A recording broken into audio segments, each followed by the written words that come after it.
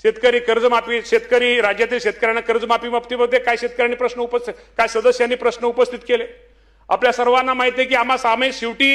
ह्या सरकारमधले अनेक मुलंही शेतकरी हे जे मंत्रिमंडळात काम करून असू द्या किंवा आमदार असू द्या, शेवटी आम्ही सगळेजण शेतकऱ्याची मुलं आहोत. शेवटी शेतकऱ्यांचं हित जपणं, शेतकऱ्यांना मदत करणं, शेतकऱ्याला सहकार्य करणं आणि शेतकरी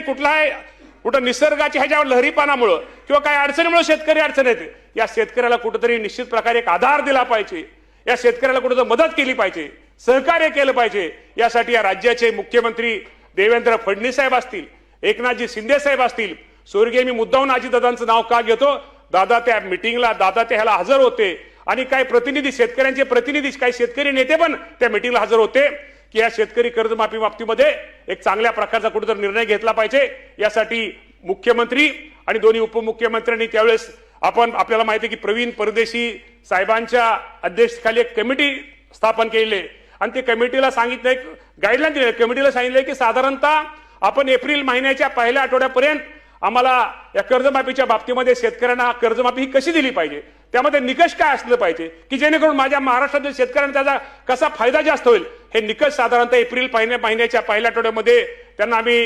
ही दिलेलं आहे. त्यामुळे एप्रिल महिन्याच्या पहिल्या आठवड्यात त्यांचा अहवाल आल्यानंतर त्या बाबतीमध्ये चर्चा होऊन साधारणतः आपल्याला माहिती आहे की सोसायटीचं कुठलंही शेतकऱ्यांचं सोसायटीचं वर्ष 30 जून असतं. 30 जून पूर्वी या राज्यातील माझ्या शेतकऱ्यांना कर्जमाफीच्या बाबतीमध्ये या राज्याचे मुख्यमंत्री आणि दोन्ही उपमुख्यमंत्री निर्णय घेतील, परंतु माझ्या शेतकऱ्यांना कर्जमाफी ही दिली जाईल हे मुख्यमंत्र्यांचं जे आश्वासन आहे निश्चित प्रकारे आपल्या सर्वांना सांगतो, हे 30 जून पूर्वी हे पूर्ण निश्चित प्रकारे केलं जाईल.